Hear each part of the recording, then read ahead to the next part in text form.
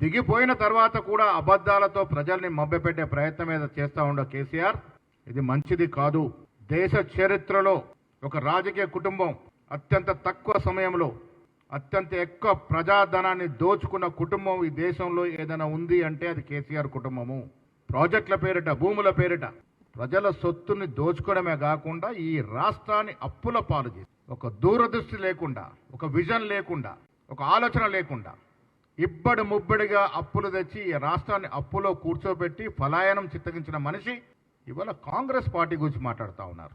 తెలంగాణ మళ్ళీ ఎప్పుడు కూడా బాగోకుండా అంత పాతాల్లోనికి దిగజార్చినటువంటి కేసీఆర్ ఎప్పటికీ తెలంగాణ రాష్ట్రానికి విలన్గానే మిగిలిపోతాడు. రానున్న యువతరం ఎప్పుడు నేను క్షమించదు. కాంగ్రెస్ పార్టీని విలన్ అంటా ఉన్నాడు. దేశం కోసం సర్వం త్యాగం చేసిన గాంధీ కుటుంబం గురించి మాట్లాడుతూ ఉన్నాడు. నీ లెక్క ఏమిటి? నీ స్థాయి ఏమిటి? గాంధీ కుటుంబం స్థాయి ఏమిటి? దొంగ పాస్పోర్ట్లు సృష్టించి చాలా మందిని మోసం చేసి దొంగ పాస్తో ఫారెన్ పంపించినటువంటి చరిత్ర కేసీఆర్ గారిది అనేది మర్చిపోకుండా ఉండేందుకు నేను మళ్ళీ వాళ్ళు గుర్తు చేస్తా ఉన్నాను.